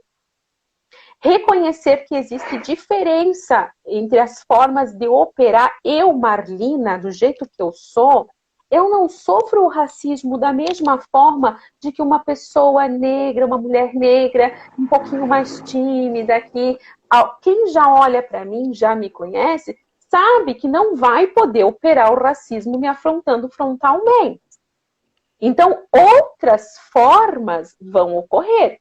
Por exemplo, eu sou uma mulher extremamente alvo de pensamentos assim, nossa, como ela é soberba, como ela é brava, como ela é crica. Mas, uau, por quê? Né? Uma pessoa um dia chegou e disse assim, meu Deus, Marina, ela falou que tu nunca vais conseguir alcançar as pessoas porque tu fala de racismo de um jeito muito forte. Tu devia ter mais jeitinho. Não, eu não tenho que ter mais jeitinho para falar de racismo. Eu tenho que falar a partir das evidências. Primeiro, porque é necessário falar, é necessário abordar a questão. Mas por que eu sou alvo desses achismos? É o racismo operando. Então, assim, a sociedade brasileira é racista. As relações, elas são estruturadas a partir do racismo. E quando você diz não, não existe, não, é importante você, especialmente você é uma pessoa branca que diz não existe, há um problema. Porque nós temos evidências, dados, né, estatísticas, nós temos uma legislação que criminaliza. Então, como é que você diz que não existe? Porque eu gostaria muito de ter alguém do direito falando assim para mim, por que algo está lá previsto na legislação? Porque é algo que está posto na sociedade. Então, reconhecer isso é o primeiro passo para que você consiga trabalhar numa perspectiva. Bom, eu sei que existe. Então, se eu sei, eu vou começar a ser sensível. E um dos primeiros passos é aprender. Aprender muito, ouvir muito, ler muito. Porque é um princípio pedagógico importante, né? Determinante. Então, como a Jerusa falou, desde os bebezinhos, né, operando ali, a professora Anete Abramovitsky, lá da Universidade Federal de São Carlos, São Paulo, ela usa um termo, que o bebê branco, ele é mais passivo no sentido de receber paparicação do que o bebê preto. O bebê branco, ele é mais paparicado do que o bebê preto. Então, por exemplo, quando ele chora, ele tem mais colinho, ele tem mais atenção, ele vai passear. A professora Nete cunha esse termo, o termo da paparicação prediletada. Então, ele vai passear, ele circula mais, enquanto o bebê preto é teimoso, o bebê preto tá fazendo manha, o racismo operando. quando o racismo ele é interseccionado com classe social, piora mais ainda. Quando esse bebê preto, além de ser preto e pobre, sujinho, mal cuidado, ele nem colo ganha. Né? Ele é o último que muitas vezes vai ter sua fraldinha trocada. Então, essas provocações que eu faço é para tirar a gente de um lugar de naturalização. E aí a professora Lucimar Rosa Dias, que é inclusive a minha orientadora, ela, na sua pesquisa, ela evidencia, tá? Ela evidencia que os bebês sabem disso. Que os bebês percebem isso. Que as crianças pequenininhas sabem quando elas são preferidas ou preteridas. Então, isso vai causando um dano irreversível. Porque você está contribuindo para, né, algo que é difícil depois de sanar, de curar, inclusive. Então, por isso que é necessário a gente ser sensível. Então, reconhecer o racismo, entender que eu preciso estudar, conhecer, para não reproduzir estereótipos, para não fazer coisas assim de forma irresponsável, né? A Jerusa ontem eu conversando, como faziam com a cultura indígena. Os povos indígenas não são únicos. E aí tudo que a gente sabia fazer era botar um cocar na criança e pintar umas listas no rosto e botar a música da Xuxa para eles cantarem. Né? Então, trabalhar de forma responsável. Não é fazer baile africano na escola e achar que nós estamos trabalhando cultura africana. Ou pintar as crianças como algumas tribos indígenas se pintam. Não, a gente tem que... se a gente trabalha numa perspectiva que ele é protagonista, sujeito, ele é potente a aprender, vocês vão saber criar mecanismos dentro de uma sequência de trabalho que ajude eles a se apropriarem daquelas formas culturais, né? E a educação infantil tem muito tempo, então ela começa no berçário e ela termina no pré. Então, assim, um conjunto na instituição que vai levar a criança ao conhecimento da cultura ao longo dos 16 anos. Então, isso quer dizer que no bebê ele vai viver algumas experiências, lá no infantil, no B2 ele vai viver outras experiências, lá no infantil 1 ele vai viver mais algumas experiências, lá no infantil 2 outras, no 3 outras, quando ele chegar no pré ele já está incrivelmente, né? Então, é nesse sentido. Isso mesmo. Até falasse ali sobre a questão que o bebê sente, eu me lembrei de uma outra série um filme, um documentário que o Videocamp traz, que eu sempre falo dele também, O Começo da Vida. E nesse documentário é frisado a questão da importância do olhar que se dá a essa criança e o olhar mesmo físico já, desde quando ela nasce, né? Então, uma criança que ela é olhada pela sua mãe, que ela é olhada pelas suas educadoras, seus educadores, ela vai ter uma reação a esse mundo. E a criança que é negado isso a ela, o olhar, o afeto, o toque, enfim, isso vai gerando nela o que eles chamam de estresse tóxico. E a gente, às vezes, não tem dimensão do quanto que isso vai trazer resultados nada bons para o desenvolvimento, para tudo, né? Para a autoestima. E é importante, eu estou frisando isso para a gente realmente se dar conta do tamanho da responsabilidade que a gente tem nas nossas mãos enquanto educadores, seja de nossos filhos, porque quando a gente fala de escola, a gente também tem que lembrar, enquanto pais e mães, que a gente também tem uma responsabilidade diante da educação que a gente dá para os nossos filhos. Se a gente também está ensinando eles, está instigando eles a valorizar as diferentes culturas, as diferentes etnias, a ver beleza em tudo e em todos, né? Então, isso tudo também precisa ser, assim, dimensionado e reforçado, porque vai fazer diferença com certeza, não só para as crianças negras, como a gente falou, mas para toda a sociedade, né? Uhum, uhum. Então, dona Marlina, olha só, passamos uma meia hora já da nossa segunda live. Que linda! Essa live tá muito linda, Gê. Linda demais. Quero ler alguns comentários? Pois então, né, pessoal? A gente está devendo isso para vocês, né? Tantos Podíamos comentários, fazer um nossa. bate-bola. Eu leio uns, tu lê outros, o que tu achas? Joia, mas eu tô voltando lá tentando voltar lá no começo, então. Ah, então tá. Eu também vou Vamos, tentar, então. tá, Porque vamos ver. a participação tá muito intensa mesmo, Gê. Tô vendo aqui. Sim, Eu vi e que não saiam, né? Porque a gente ainda vai divulgar algumas coisas bem bacanas, né, Marlina? é verdade. Coisas lindas. Tem o pessoal do CI que eu trabalho, que eu gostaria de agradecer imensamente a presença das meninas que estão aqui. Eu não vou conseguir nomear todas, né? Então, só fica a minha gratidão também pela participação. Vamos ver aqui. Tem algumas pessoas com teu sobrenome. Patrícia, Ah, a minha irmã. Anessa, a Minha irmã, minha Amanda. cunhada, tá a família toda. Muito A bem. gente fica muito grata A pela presença. Geise também está aqui, nossa colega coordenadora. A Geise Sim, está muito, a Geise está muito provocada. E aí eu aproveito para falar que as pessoas brancas têm um lugar na luta antirracista. Agora eu falei da luta.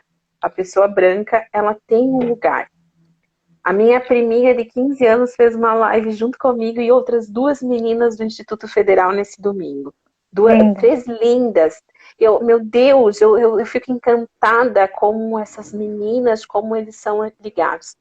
E a minha priminha falou uma coisa assim que eu fiquei muito pensativa. Nós, as pessoas negras, não estamos em determinados lugares. Então, há determinados lugares na sociedade que a gente não consegue acessar e que a gente não vai estar lá. Quem vai fazer a luta lá? Então, professoras, porque uma coisa que acontece na escola, G, que é bem comum, é de nós, os professores negros, sermos os responsáveis por tocar a temática. É muito comum ficar por a gente conhecer, por a gente se aproximar, porque a gente tem essa tendência a se aproximar, sim, da temática, mas isso não pode ficar só. Isso é uma... E aí, eu vi por aqui antes a Tati viveu uma experiência lá na escola dela, na escola Isaura, lá no Isaura. Tomás Coelho, onde um coletivo escolar se mobilizou e foi fantástico. O professor da língua portuguesa trabalhou com as autoras negras, o professor da geografia trabalhou as pirâmides do Egito, falaram. A educação física abordou o inglês, a professora de língua portuguesa escreveu com eles. Pessoas, estudantes, se reconheceram negras e negros naquela. E aí eu aproveito só para falar uma última coisinha assim, ó. Às vezes as pessoas dizem assim, ó, eles não se reconhecem negros. E é um equívoco que quem assistiu essa live hoje não pode mais falar isso. Não pode, porque é equívoco. Ah, ele não se reconhece ser negro. Não, porque não é fácil se reconhecer negro. Porque não se aprende, porque tudo que tu aprende é negativo. Como é que tu vai querer associar alguma coisa negativa? Lá na escola da Tati Ventura, a gente viveu essa experiência, digo a gente, porque ela me fez o convite de estar em alguns momentos lá e foi muito feliz ver meninas que nunca tinham soltado o cabelo, que elas sempre iam com aquele coquinho. Ela soltou o cabelo, ela fez fotos, ela se maquiou, ela botou como capa do celular dela a foto, gente. Se isso não é mudar a estrutura da sociedade, é o quê? Sabe? Então, é necessário todos, o coletivo da escola, se juntar e trabalhar, não só a pessoa negra. E a Geise está provocada, e tem feito os movimentos assim bem bonitos. Bacana, isso mesmo. Tem que ser o todo, né? Vamos continuar então nos comentários. Uhum. A Marília, que trabalha comigo, falou da Quintal da Cultura, que também valoriza e reconhece a cultura negra, que tem a personagem Ofélia, verdade. Bem lembrado, Marília. E é algo bem lúdico que as crianças gostam bastante. A Tati falou desse trabalho, né, que aconteceu no ano de 2019, e ela disse que tem que dar continuidade a esse trabalho. Marlina, se tu ir encontrando mais alguma coisa também, fica à vontade. Uhum. A Wesleyane, ela fala que até a forma quando vai entregar os bebês para os pais tem que se policiar, pois pode estar fazendo atos de racismo. Não sei exatamente o que você quis retratar com isso, Wesleyane, mas né, não sei exatamente o que seria. Mas as práticas, elas são muitas, né? Então, estar sensível, pensar o que a gente está fazendo, se policiar no sentido assim, opa, tô dando uma escola para tô dando uma... Eu sempre digo, às vezes na sala de aula a gente tem uns encontros de alma, então tipo assim, a gente se identifica, tem criança que se identifica mais comigo, tem criança que se identifica mais com a pro, outra, tem aqueles encontros de alma, mas eu sou adulta, eu sou a professora, eu sou a pessoa que, independente do meu credo, da minha cor, da minha classe social, da minha raça, do meu pertencimento racial, eu tenho uma postura lá dentro. Então, eu posso ter um encontro de alma com a Maria das Flores, mas eu tenho que fazer o esforço de tentar ser igualitário. E é esforço mesmo, é se policiar. Opa, vem cá, Maria das Flores, agora tu dá licença porque eu vou ter que pegar o João, que eu não sou muito de pegar o João. Tem que fazer esse esforço. Isso mesmo. Desnaturalizar é a palavra. É verdade. A Carla, que é professora também na nossa rede, ela tinha falado na outra live, isso eu cheguei a ler rapidamente, porque eu não consegui acompanhar todos, de que a filha dela, né, a Luísa é negra, e ela se sente muito bem com o cabelo dela, e realmente, a Luísa, ela vai no nosso CI e ela tem uma autoestima muito elevada, é uma linda. E aí, mas ela trouxe um outro exemplo agora pra gente, né? Que ela, desde o começo da live, ela tá pensando, se lembrou de uma criança negra que trouxe uma flor para a professora e ela deixou na escola. Ela tá lembrando dessa situação. E é o que a gente falou, as crianças sentem. Se uma criança branca vem, entrega um presente, um mimo para a professora, e a professora, nossa, obrigado, um abraço, um beijo e coisa. E vem aquela criança negra, que, como a Marlina disse, ainda às vezes sem condição, e aí tira ali, acha uma florzinha, traz com todo carinho para a professora, e a professora pega e agradece, obrigada, e deixa ali do lado, sendo que ela tinha acabado de abraçar e, né, envolver em tanto afeto a outra criança branca, com certeza a criança vai perceber a diferença do tratamento, né?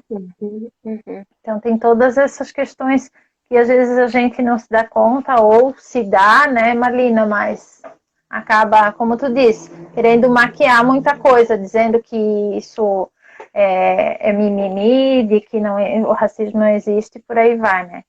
Para querer, na verdade, mascarar algo que faz, né? E a Projac também lembrou desse episódio, porque elas trabalham no mesmo CI, né? A Liele falou pra gente que ela precisa inserir mais na prática dela. A gente vai... tem uma frase do Nelson Mandela que eu acho que ela é determinante, ela é linda. Ela é mais ou menos assim, eu não vou saber porque eu não decoro nada, mas assim, vou parafrasear. Ele diz que nós não nascemos odiando ninguém por causa da sua cor, por causa do seu fenótipo, nós não nascemos odiando, nós aprendemos. E onde que a gente aprende? A gente aprende com os outros, com as piadas que fazem, com as tiradinhas de mau gosto. Então a gente aprende. Aí o Mandela fala que se a gente aprendeu a odiar, a gente pode aprender a amar, né? Então, quantas vezes a vida da gente como professora mudou quando a gente fez um projeto de trabalho com uma criança, com uma turma, e aquilo foi tão significativo para a turma, foi tão significativo para as crianças, e muda a tua prática, muda o teu jeito, sabe? Então, eu digo para vocês assim, ó, eu sei que existem pessoas racistas, pessoas que desconfiam de pessoas negras pelo simples fato delas serem negras, que atribuem a elas um monte de estereótipo, de coisas negativas, e isso tem onde reside tudo isso é no racismo, mas e a gente não vai alcançá-las, né? Eu sei que tem gente que a gente não vai alcançar, mas tem gente que a gente pode transformar. E eu acho que aprender junto com as crianças é uma das coisas mais lindas. Porque quando a gente vê, e aí eu sou uma pesquisadora da área, sou uma coordenadora pedagógica há 10 anos na mesma escola, eu sempre me coloco nesse lugar de aprendente, de alguém que está aprendendo, e não tenho vergonha de dizer. A minha escola é um lugar que está em processo de construção. Eu estou num processo de construção. Eu tenho que olhar para minhas práticas de coordenação pedagógica nessa questão de uma abordagem antirracista e me perguntar, tu estás fazendo um trabalho de provocação, de formação, de trazer possibilidade, de apontar caminhos para o teu grupo, Marlina? Tu está fazendo isso? Então eu tenho que me perguntar. Nós temos um trabalho, sim, que a gente vem tentando fazer, e a gente tenta, e uma das coisas que eu mais me orgulho no Pequenos Pensadores é porque a gente tenta, né? Dá certo, não dá certo, não tem problema. A gente tenta. E às vezes não dá certo mesmo, às vezes é muita viagem na nossa cabeça, de professora sonhadora, mas a gente tenta. Então, o que eu quero dizer, mas quando a gente consegue, a gente tem coisa linda para contar. Como a Tati Ventura viveu, como a professora de língua portuguesa da escola da Tati, a Projac. Meu Deus, a Projac, ela, nossa, eu não tenho nem palavras para dizer a potência que essa pessoa se tornou depois que ela descobriu, junto com os estudantes dela, essa possibilidade de trabalhar e quanto isso toca na vida das crianças, o quanto isso ajuda na formação humana. Então, é muita possibilidade de aprender um novo, sabe? É muita possibilidade de aprender e de, quem sabe, rever as posturas e as práticas e se transformar, porque a gente tem que acreditar no ser humano. A gente tem que acreditar que as pessoas podem amar, que as pessoas podem mudar, que as pessoas podem se transformar, né? Todo mundo pode ser melhor. Ninguém está pronto, né? Isso mesmo, a gente tem que acreditar que é possível. E por acreditar que é possível, a gente tem que buscar e agir, né? Não, a gente não pode ficar também só nesse âmbito das reflexões, né, Marlina? Isso é uma coisa que a gente também sempre conversa. A Tati lembrou o pessoal de qualquer coisa, tem o trabalho ali que a Marlina citou na Escola Isaura, tá no blog deles. O blog é Escola Isaura Gouveia Gevaerd, se eu não me engano. Se procurar no Google, Escola Isaura Gouveia Gevaerd, Brusque, Santa Catarina, vocês encontram o blog, né? Pode colocar blog Isaura, que com certeza vocês vão encontrar esse trabalho tão bonito que elas realizaram no ano passado. Queres ler mais algum comentário, Marlina? Ah, sim, eu acho que a Pro Wesleyane, ela complementou, ela disse que ela já viu algumas professoras fazerem mais carinho para certa criança ao entregar para os pais e outras não. Ah, sim, isso é uma coisa que pode acontecer, eu li algo ou escutei uma live sobre infância que falava justamente sobre isso. E que acontece também em relação à classe social, né? Então, às vezes aquela criança rica que já tem tanto, né? Que já tem tantas... o Altino hoje de manhã falou. Ele diz assim, aquela criança rica que já tem tanto, que já tem tudo, ela ainda tem mais atenção, mais cuidado na escola do que aquela que não. E aí acho que é isso que a Wesleyane está querendo dizer, que ela já viu, né, inclusive na hora de entregar, que às vezes faz mais carinho numas e não noutras. E isso pode ser com classe racial, pode ser com a questão racial, pode ser com a questão da classe social. Tem, né? A gente tem. Por isso que a gente tem que por isso que nós, coordenadoras, eu gosto de puxar esse lugar da reflexão e de quem precisa fazer essa reflexão somos nós, né? Eu acho que nós temos esse papel firme de fazer essa reflexão. Como que a gente ajuda as nossas professoras a perceber que, de repente, às vezes, as tais práticas são práticas excludentes, né? Ou práticas que estão reafirmando a exclusão, o preterimento de um em detrimento de outro, né? Então, são questões realmente a se pensar. Mas eu acho que a nossa live, Jerusa, ela provocou muitas pessoas. Tem comentários muito densos, né? Muito. O pessoal está lembrando de muitas coisas, né, também. Sim, porque quando a gente começa a falar, a gente começa a tirar as coisas do lugar da naturalização. E a gente começa a perceber, uau, isso existe. Uau, e eu nunca me dei conta que isso era isso, que isso era racismo, que isso era aquilo, que era aquele outro. Então, assim, ó, gente, o que a gente faz com tudo isso? A gente ressignifica o povo preto, o povo negro. Ai, eu fiquei emocionada. A gente passou por quase 4 séculos de escravidão. E a gente conseguiu ressignificar tanto isso, tanto, e hoje eu, uma pessoa preta, tô aqui conversando, falando, vivendo, assim, algumas coisas. Então, é possível ressignificar. Meu Deus, eu acho que eu tô chegando perto dos 40, agora eu dei pra ficar desse jeito, gente. Então, a gente não tem que se lamentar, né, dizer é triste. A gente tem que ressignificar. O povo negro nos ensina isso. A resistência do povo negro está nisso. Nós ressignificamos, apesar da violência, apesar da exclusão social, apesar de nós termos pessoas mortas todos os dias nesse país, apesar de nós vivermos sufocados com o racismo, nós queremos ressignificar. E assim como os primeiros povos que aqui chegaram deixaram um legado, nós temos um outro legado a deixar para as próximas gerações. Eu não quero que as próximas gerações lutem tanto. Eu quero que a sociedade brasileira já esteja mais igualitária, um lugar melhor para todos. Também espero, de verdade.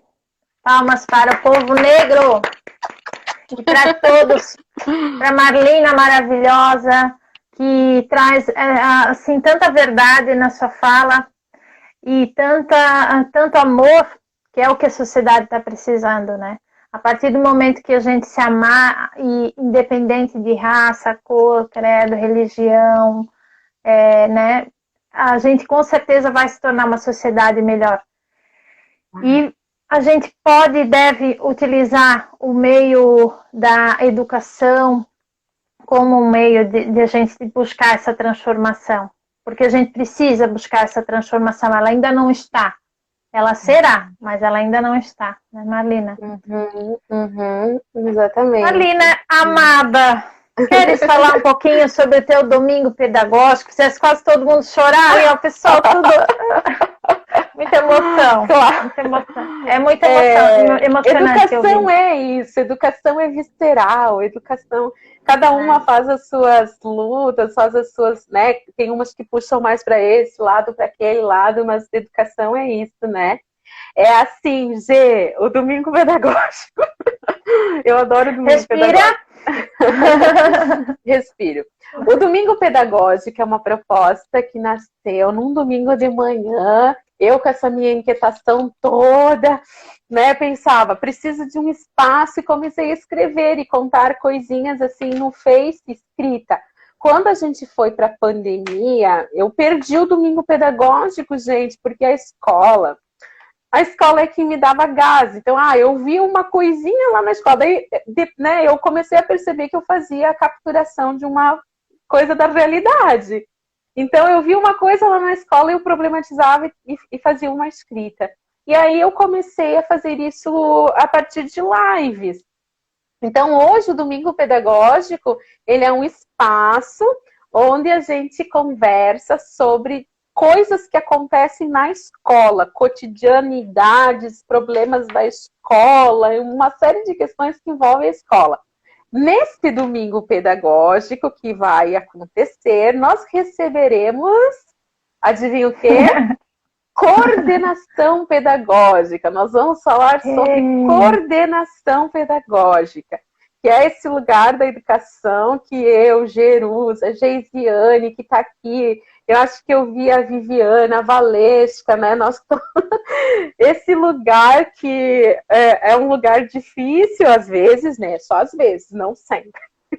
Mas assim, é um lugar que eu acho que eu sempre falo assim, ó, eu dormi professora da educação infantil e acordei na frente da Aline Julei, que ela tá por aí, e na época ela trabalhava na SEM, acordei na frente da Aline Julei e ela me disse assim, vai escolher vaga para coordenação? Então, olha, tem esse lugar, e lá no Poço Fundo tem uma escola chamada Delina Zen, que tem uma diretora que é legal, que é nova, que vocês acham que ia ser legal trabalhar juntas. Eu disse que é para lá que eu vou. E eu fui, e é assim que eu comecei na coordenação. No ano seguinte, eu assumi a efetividade na coordenação. Estou aqui há 11 anos, e domingo nós vamos falar sobre esse lugar.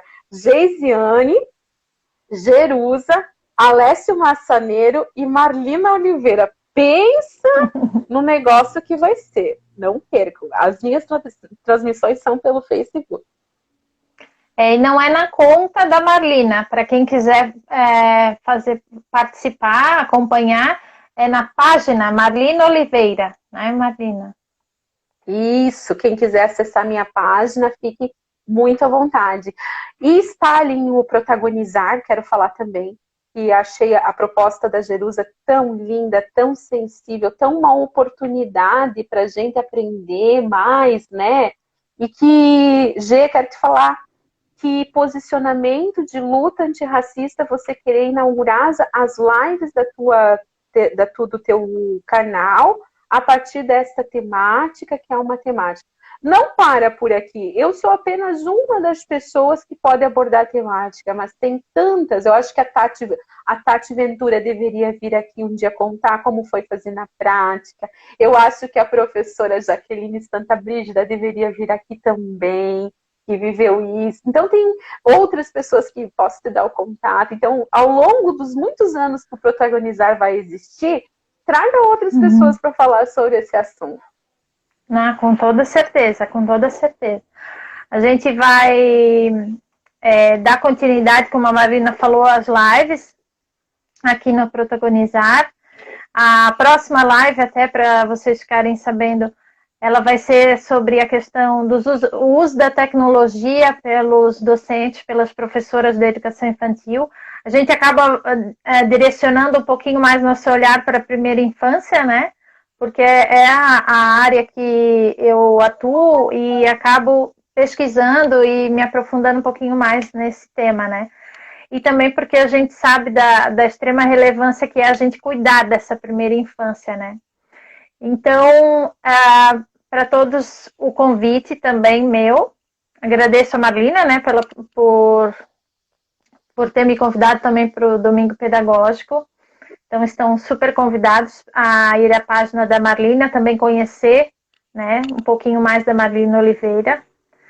E na próxima live, a nossa próxima live vai ser no sábado às 16 horas, dia 27. Acho que é isso, 27. E vai ser sobre o uso das tecnologias, né, para os docentes. E a gente vai toda semana, não sempre no mesmo dia, porque vai depender do convidado ou da convidada. A gente vai, mas uma vez por semana nós estaremos fazendo essas lives e com certeza voltaremos a falar da EHER, porque é necessário, e traremos outras pessoas para trazer essa contribuição que a gente precisa cada vez mais, né? E é isso. A até tinha algumas mensagens que a gente preparei assim para ler para vocês. Não sei, Marlina, se tu acha que a gente Eu acho leu. sim. É? Eu acho que tu deves ler, tão lindo. O Altino hoje começou e terminou com poesia, né? E nesse Então tempo de pandemia, que as relações estão tão distantes, a gente tem que fazer coisinhas para aquecer o coração, sim. Pode poemizar aí.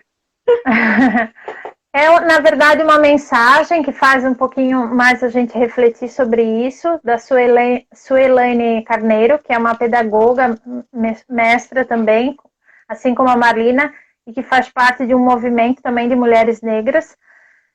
E eu vou deixar, então, essa mensagem para vocês. Quero novamente agradecer, Marlina, muito, muito a tua presença, a tua disponibilidade, a tua atenção, porque não é só estar aqui e falar, nossos encontros e as nossas conversas, né? E tudo demanda um tempo, uma atenção, e que ela sempre é muito generosa, então te agradeço muito, tá? Obrigada, querida, muito obrigada. Eu agradeço os recadinhos bonitos, assim, que eu estou lendo aqui.